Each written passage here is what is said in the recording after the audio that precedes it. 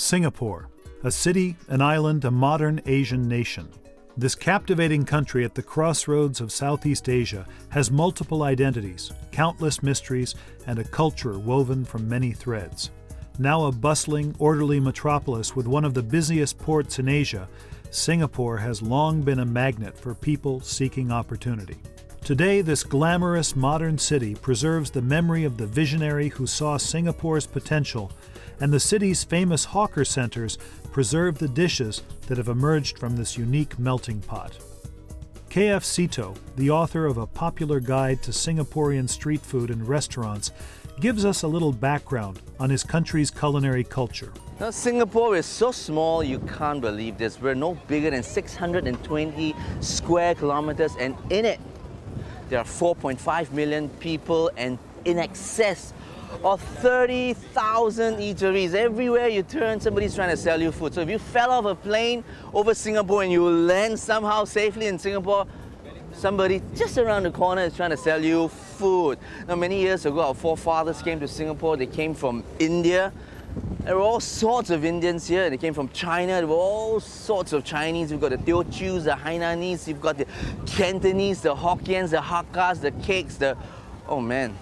And we've even got folks from the archipelago, the Indonesians. They came here, they gave us spices, they gave us exotic Indonesian food. We've got the Chinese coming in with all kinds of noodles, all kinds of dim sum, all kinds of stir fries. And India is not just about curries, as you will find out in a while. We've also got food culture from the Portuguese, the English. And we've got a very interesting, very colorful food culture here.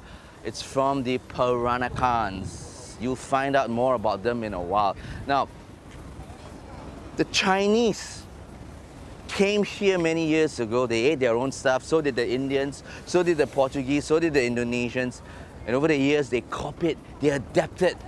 Next thing you know, the Chinese were selling curries. The Indian were stir-frying noodles and rice. And you've got the Indonesians, they're attempting English-style, Portuguese-style food. Man, the food culture here is crazy. Now, truly, it's really an oxymoron to be talking about food in a food-crazy country like Singapore. So I'll leave my friend there to do more of the talking. So get out of here. A country's food markets are always the best place to get a quick overview of the local gastronomy, and Singapore is no exception. A trip to one of the city's wet markets will introduce you to the exotic ingredients that define the Singapore table. Leave your designer shoes at the hotel. These bazaars are called wet markets for a reason. Every day, they're periodically hosed down to keep them clean and to keep the wares cool. Dry goods such as beans, spices, and rice occupy a separate area. Among the unusual ingredients you'll find there are the long, strappy pandan leaves, which give desserts and other savory items an emerald green hue and a vanilla fragrance. Candle nuts, which look a bit like skinned filberts, are an essential ingredient in the pounded spice paste that flavors all Malay-style curries. The preserved duck eggs, known as sentry eggs, look too scary to eat, with their thick, crusty black coating. They've been stored for about 3 months. Not exactly a century, but who's counting? And the long aging cures them and makes them creamy inside. As you'll see at the market, Singaporeans use an astounding variety of dried fish and shrimp. Ikan bilis is a favorite, a tiny dried anchovy that is sometimes deep-fried and mixed with roasted peanuts as an appetizer. For tropical fruit lovers, Singapore is a paradise.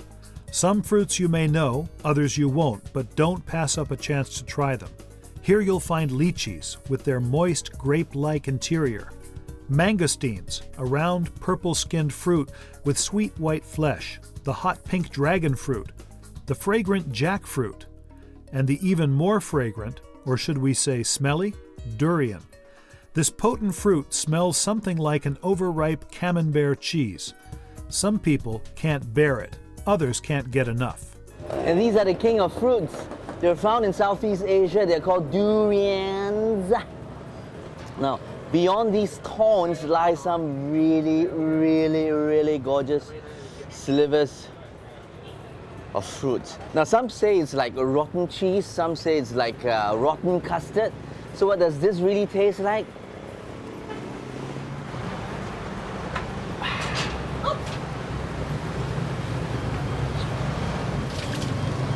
Ooh. Ooh. Yeah. Rotten cheese and rotten custard. Oh. Thank you.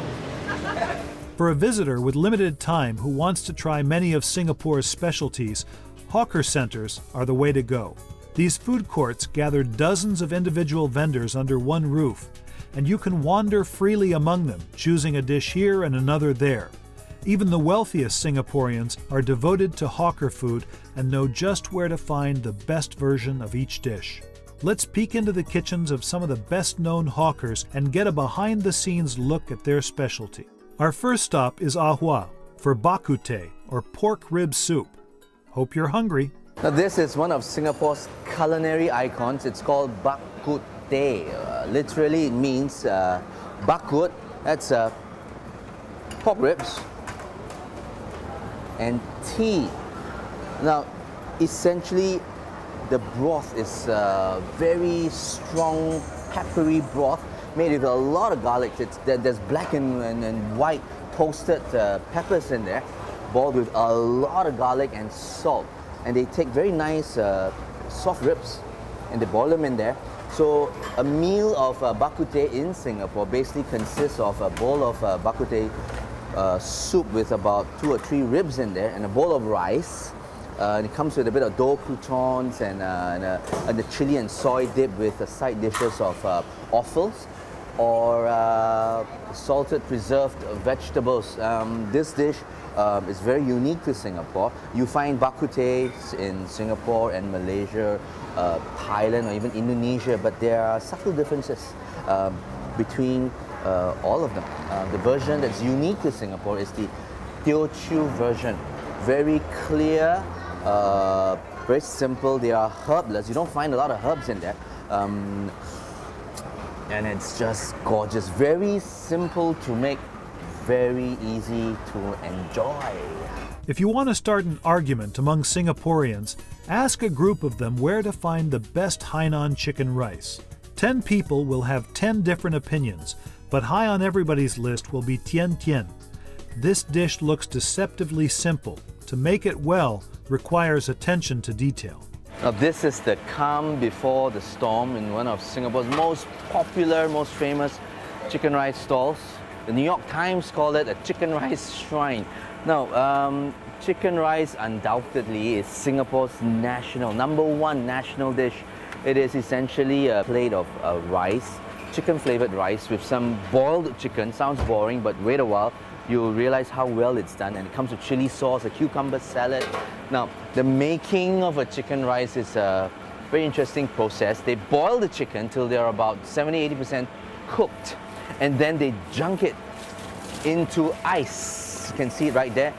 What happens then is that it stops the cooking outside, it smoothens the skin tightens, it's really taut and smooth, and they hang the chicken up. So what's happening then is that the insides of the chicken, which is still hot after being iced, begins to cook while they hang it out in front in the stall, and half an hour later it's perfectly cooked inside out. So it's room temperature chicken served with chicken rice, originally from China, but the Hainanese, which brought this dish to Singapore from China, jazzed it up. This is the dish that makes Singaporeans cry if you deprive them of this. Now, it is such a simple dish with such a rich heritage, and chicken rice is found in every hawker center, every food court. If you walk into a food court or a hawker center that doesn't sell chicken rice, run. Now this is what it is. Look at the grains.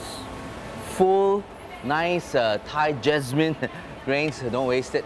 The grains are first pre-fried in flavored oils, garlic, butter, chicken oils, fat, screw pine leaves that gives it that nice sweet fragrance.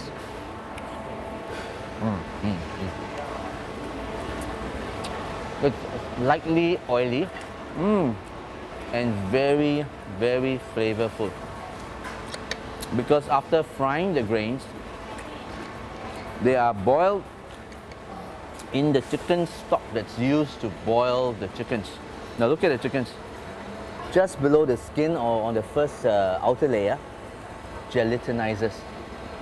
It's like a little jelly hanging there, all waiting to be cut, so that by the time it hits your palate, the warmth of your palate just melts these gelatinized oils, and it goes in. If you're wondering what this tastes like, it's very soft. Oh, very, very tasty. And it goes very well with chili. Don't try this at home if you're not up to it. Ooh. Oh. There's chili in there, there's garlic, there's ginger, and I suspect gunpowder. And this is dark soy sauce. How do we eat them? Ooh. Just a little bit, just a little bit, just a little bit. And you toss them, mess it all up, and bring it to your mouth as fast as you can, without hurting, killing, or harming anybody. Oh. Ooh. And a nice, simple, clear chicken soup for the Singapore soul. Chicken rice is a Hainanese dish brought by the Chinese who immigrated to Singapore from the island of Hainan. Many other Chinese immigrants were Hokkien from Fujian province. They've bequeathed many dishes to the Singapore table, most notably fried Hokkien mee, or wok fried noodles with prawns, eggs, and chili sauce. This skilled wok chef never stops moving the noodles around the wok. Stirring, pushing, tossing, this constant movement over high heat imbues the dish with the all-important wok hei, the breath of the wok. You can see the Indian influence on Singapore's table in dishes like sup tulang, a soup of mutton bones in a sweet and spicy tomato gravy with shredded cabbage. Eaten to break the Ramadan fast, sup tulang is messy but marvelous. The bones don't have a lot of meat on them, but they do have delicious soft marrow, which is the real prize. The Indians who settled in Singapore brought their spices with them and their taste for fiery curries. But then they adapted their dishes to the ingredients they found. Singapore's fish head curry has obvious Indian roots, but you'll find this dish nowhere else. At Banana Leaf Apollo, fish head curry is the specialty of the house. It's served Southern Indian style on a banana leaf with rice and condiments. Your fingers are the best utensils. If a whole curried fish head doesn't entice you, save your appetite for stir-fried chili crab. Prepared with chili paste, ketchup, sesame oil, garlic, and the final addition of raw eggs, the dish has a cult following in Singapore. The chefs at Tianjin restaurant make one of the city's best versions, with plenty of thick, sweet, hot sauce. You won't want to leave a drop behind. In Singapore, some of the most succulent dishes are made with ingredients that cooks in other countries throw away. You've heard of shark's fin soup, certainly, but did you know that shark's head was a delicacy as well? Okay, the Teochews from South China, which are an indigenous Chinese group in Singapore, eat every part of a shark: the meat, their eggs, the liver, the fins, of course. And very uniquely, they eat the shark's head too. Now, once upon a time, this was a shark's head. You slice it off, remove the outer skin, they scrape it down. And these sockets used to be where the eyes were. And what we eat is really this gooey, soft cartilage. And the chefs here simply steam this with soy and sesame and scallions, onions, and a bit of chili, so as not to take away that sweet, savory, very ocean flavor taste and texture of this soft cutlet. Tastes a bit like jelly, and I think it's an acquired taste, but it's good. Noodle lovers can eat their way through Singapore with a different noodle dish every day. The Chinese introduced the technique of stir-fried noodles, and the Malays added chili sauce and sweet soy sauce to the recipe. One delicious outcome is char kway teow, 2 types of noodles, stir-fried with shrimp, fish cakes, eggs, cockles, and Chinese sausage. Not the most heart-healthy dish from Singapore's kitchen, but definitely worth a try. Yet another favorite dish here in Singapore. Now, this form of fried noodles has many forms throughout Asia. You find a version in Thailand called pad thai. In Malaysia, they call it char kway teow too. And in Indonesia, they have kway teow goreng. They're all slight differences between each and every one of them. In Singapore, the version is fried with 2 types of soy sauce, savory and the sweet soy sauce, which is basically molasses. It's hot. They fried basically with kway teow. There it is, which is ribbon rice noodles with the yellow wheat and egg noodles. They toss it with eggs, garlic, the 2 soy sauces, with bean sprouts, chives, Chinese sausages, and this is what gives it its distinct flavor. These are cockles. Usually I prefer them raw, sashimi style, but most people like it slightly more cooked than that. What really gives char kway teow its flavor, it's the art of frying. We call it wok hei, which is the breath of a wok a street hawker or a chef injects into the dish. They sear the noodles without burning it. So if it's done really well, you could taste the fire. It's not about heat, it's about that nicely wok seared sensation you get when you control your fire and your wok very well. And that's a hallmark of a very good char kway teow. If you see the hawkers at work, they're just forever tossing noodles into a wok. It looks like nothing, but this thing is going on over time. They know just exactly what's happening every second the noodle is in that wok. They know when to release the rice noodles, they know when to release the yellow noodles, they know when to drop the eggs in, the garlic, the chives, the sausages, just so they'll create one lump of brown mess for you to enjoy. Americans have only recently discovered the pleasures of small plates, but Singaporeans have eaten this way for years. The Singaporean version of small plate dining is called nasi padang, a meal centered around rice and many savory toppings. The plates may be small, but as you'll see, there's nothing small about the meal. Now, nasi padang has been around for centuries. Originally from Indonesia, nasi padang basically means rice and field. It is essentially a rice meal for folks who toil in the fields. It is a cheap way of providing an extensive meal for workers and farmers. Now, if you look very closely, the ingredients used are very simple stuff. You've got offals, eggs, you've got potatoes, you've got simple vegetables. Over the years, they have gone a bit more upscale. Beef has been introduced, seafood, and that's the boss Zul. Hello. Essentially goes very well with potato rice. And this, is what sets it apart. It's very important that a meal like this come with a very, very good sambal dip. Every nasi padang seller has their own versions, but I think this one has lime, has got fermented prawn paste in there, chili definitely, garlic. I'm gonna begin with this. Now, what's this? It's a squid tossed in a sambal, a very limey, a very spicy, a very piquant sambal. Ay, ay. Okay.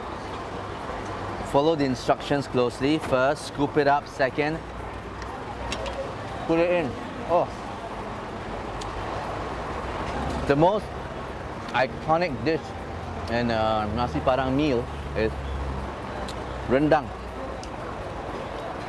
Beef, cubes of beef, and they use, I'm told, ribeye beef here that is simmered to death over 4 hours on a huge wok with a very, very rich spices. If you look closely at every table has a dish of beef rendang. Now what else do they have here? Chicken. Chicken korma. It's also lots of spices, coconut milk, and it's a whole chicken leg simmered in this curry. Just in case you're healthy, you're concerned about health, they have pickled vegetables and fruits. And this is also another favorite. It's an egg omelette, a really thick egg omelette that's loaded with onions and chives, spring onions. And it's sayur lodeh, cabbage and coconut spice, and it's stewed. And a very simple and hearty potato cutlet, which they call bergedil. Nasi Padang is a dish from Indonesia, Singapore's neighbor to the south. Another Indonesian contribution to Singapore's table is the fascinating creation called rojak, a tossed salad that couldn't be more different from the typical American lettuce and tomatoes. In a steamy climate like Singapore's, you can imagine how refreshing this cool and crunchy salad is. For a food-loving traveler, Singapore's hawker stalls are a delicious form of torture. Too many choices, too little time. A dish like barbecued stingray begs to be sampled, because where else will you find it? The hawkers' many versions of satay also shouldn't be missed. These skewered meats, grilled over charcoal, are served sizzling hot with a spicy peanut sauce and cooling slices of cucumber. Less familiar to American palates is Singapore's oyster omelette, a deep-fried snack of Chinese origin. Bit of rice flour, chives and coriander, minced meat, prawns, oysters,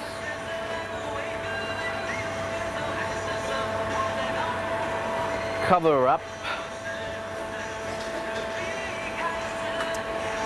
peanuts,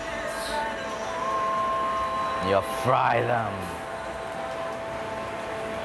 No trip to Singapore would be complete without sampling some of the Indian-inspired griddle breads, like murtabak and roti prata. At restaurants and stalls that specialize in these Muslim dishes, like Kasarina Curry House, you can watch the highly skilled workers stretch the dough as thin as parchment by tossing it in the air like a pizza cook. With great showmanship, they toss and flip, and then wave and spin the dough in the air like a toreador's flag. Roti prata is a smaller, thicker flatbread made flaky from all the butter that's folded into it. Murtabak, the larger griddled bread, can have many different fillings, from mutton to cheese. Definitely not traditional, but hard to resist, is the crispy chocolate-drizzled prata, a cookie-like treat for kids of all ages. Although Singapore's reputation as a culinary capital is secure, the country is hardly standing still. Its leading chefs, like the best chefs everywhere, continue to create new dishes and explore contemporary techniques. In their restaurants, the food is as artfully presented and the service as sophisticated as you would find in any of Europe's capitals. Sam Leong, at My Humble House, is one of the top interpreters of modern Singapore cuisine. Let's watch him make a dish that marries Chinese deep frying technique with Japanese wasabi and a classic French mayonnaise. Okay, Sam, what are you gonna do for us today? I'm going to prepare a wasabi prawn, one of our restaurant's signature dish. Okay. Large prawn marinated with a bit of salt. Yeah. A bit of salt. Yep. What flour is that? Corn flour. Okay. Yeah, coated with corn flour. Wow, just nicely. Yep. Big, okay. large prawn. A dry yep. coat. Yep. Beautiful. Now I gotta tell you about the wasabi prawns here at the the Tung Lok group of restaurants. This restaurant here is called My Humble House. Now, fried prawns with wasabi and mayo has been around for quite a while, but Sam took it to higher heights. He presented it nicely. He had a good mix. He blended wasabi and mayo, and he finishes it beautifully. Watch what he does. Okay, now Okay, what's next? the prawn is ready. You go for the oil, Fry. deep fry oil. Oil have to be clean. Any vegetable oil will do. Yeah. Vegetable oil. We need to be very hot. Very Yeah. hot. Oh no, it's too hot. Too dangerous for that. Yeah. Ooh, here we go. Yeah. Now, it really works if your prawns are big. I mean, we've got tiny little prawns here. Hey, hello, hello. So here we go.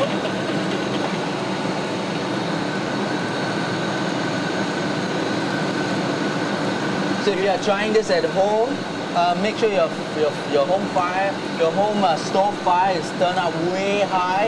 If you're one of these woks in your kitchens, you know what I'm talking about. Yep. Get a prawn. Beautiful. Beautiful. Crunchy. A Yeah. little bit until they are golden brown. Yes. Almost there.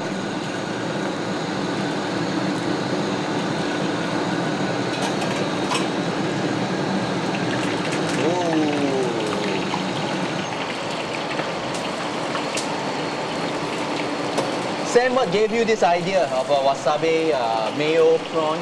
I'm travel a lot, Seattle, yeah. So I went to in Tokyo, I eat a lot of sushi, sashimi. So I love wasabi actually. So just give me the idea, shall I put in wasabi to mix with the mayo? Then I test it in the kitchen many times and it worked well, yeah. Okay, okay. Let's see what that looks like in a while. Okay. It's almost ready, yeah, brown in color. Okay, almost golden Yeah. brown. Yeah.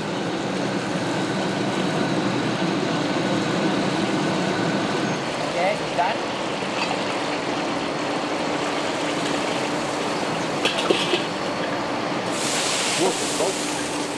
Nice. Wow. Beautiful. Yeah. Crunchy. Okay. Put it in a bowl. This is the sauce that we make earlier. Mayonnaise, wasabi, lemon juice, a bit of honey. Wow. It's not overly spicy. Yep. The lemon, wow, okay, it's so simple. That's it. Yeah, just- The lemon just lends that extra dimension to the mayo. Yep. And it's just enough wasabi to. They're not gonna flush your nose right Yes. through. You know, it's just there to sting It's a bit your cake palate on the yep. just a little bit. Yep. Okay, So presentation, all important There's the plate, presentation. the prawn is there, crunchy. There you go.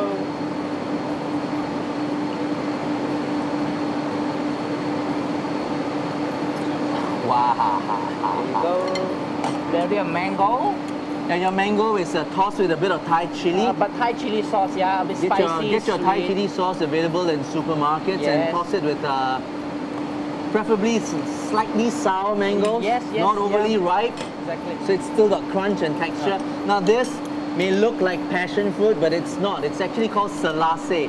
Yep. It's a tropical fruit found here.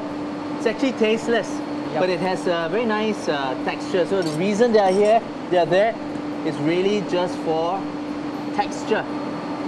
A bit of color. Yep, there you go. Gorgeous, look at that. Yeah.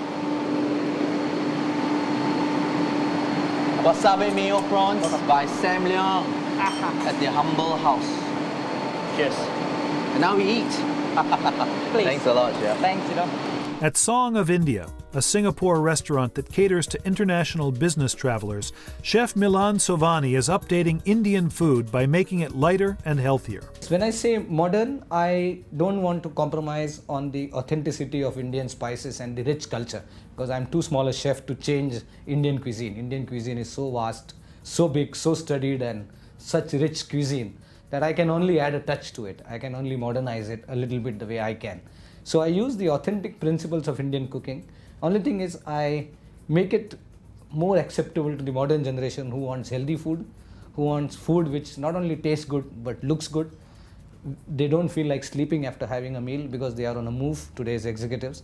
So I try and make a food which is comfortable to my people who want to eat it. I try and use olive oil wherever possible, or any healthy option oil which is possible.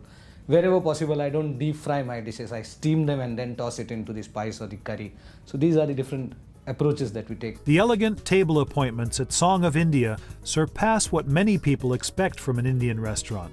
But that's all part of the chef's plan to raise the profile of his native cuisine.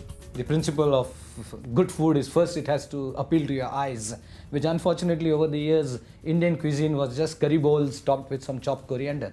So if I have to change the perception of the people, I need to change the presentation of the food also. So that was the decision why this elaborate presentation styles that we do, because it has to look good also.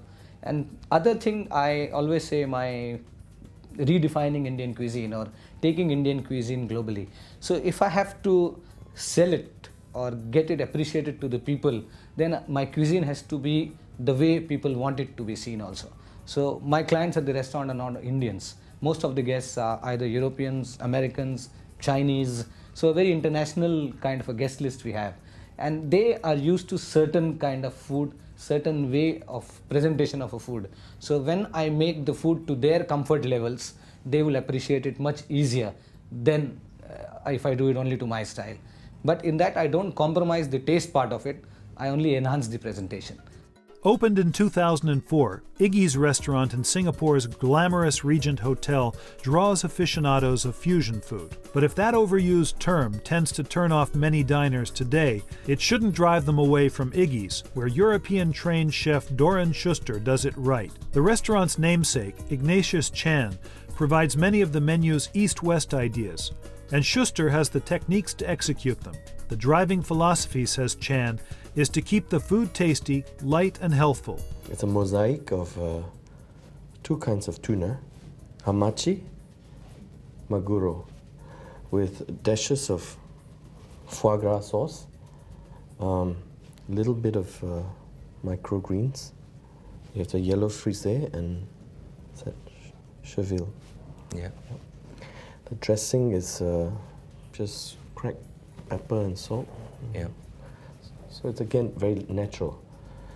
Healthy fish, a bit of foie gras sauce, just a dash of it, to give that lift. Fresh herbs, you know, it's tasty, it's pretty, it's light, it's healthy.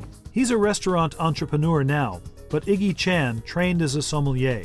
He has firm ideas on the kinds of wine that work best with Iggy's East-West food. Pairing wine and food. Here at Iggy's, our wine concept is unique in the sense that we realize that we cannot span the whole spectrum of the wine world. So we pick and we focus on areas that best complement the style of food that we are doing. So our wine program here comprises predominantly just Rieslings and Pinot Noir. We feel that food of our style, again, it's light, it's delicate, it's full of taste, but not necessarily heavy meat, and you know, we're not a traditional steakhouse, so we don't feature a lot of different kind of char grill meat and steaks, etc. So our food is, as you can see, these are the classic example of our style of food. So it's very delicate. So we like to pick wines that are equally delicate, like Rieslings are very, very delicate. Nice acidity, fresh, light, got nice aromatics, like our food. And Pinot Noir is the same thing. It's silky, it's light. The tannins are never too aggressive like Bordeaux or like Shiraz that are really big and tannic. Pinot Noir is always driven by acidity, it's very silky, it's very aromatic. So these are the two styles of wines that we feel that complements our style of food. Chinese men began immigrating to the Malay Peninsula several hundred years ago, and many of these early immigrants married Malay women. Their descendants are known as Straits Chinese or Peranakans, and the fusion food that emerged from this marriage is found only in this region. It's known as Peranakan or Nonya cooking, as Nonya is the name for Peranakan women. Peranakan cooking pairs Chinese noodles with Malay curries, Chinese stir-fry technique with Malay spices. To taste it at its best, reserve a table at the True Blue restaurant, where Benjamin Sek will guide you through the authentic Peranakan menu. His mother, a superb Nonya chef, is in the kitchen.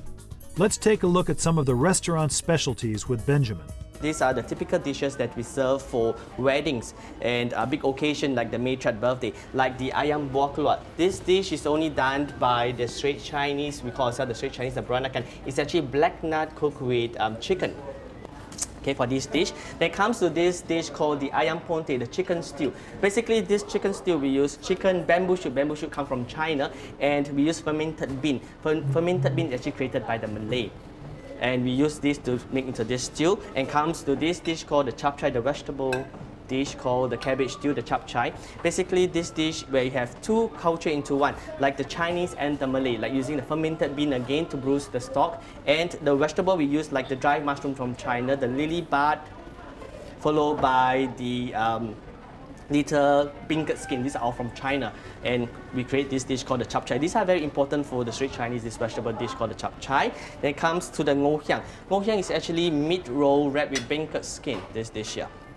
Okay, basically we use meat and vegetable with very thin beancurd skin like paper. We wrap them up and steam and we fry them. Tastes very good, that one. And this dish is a Indo-Peranakan dish called the beef rendang. Beef rendang is actually like dry curry beef.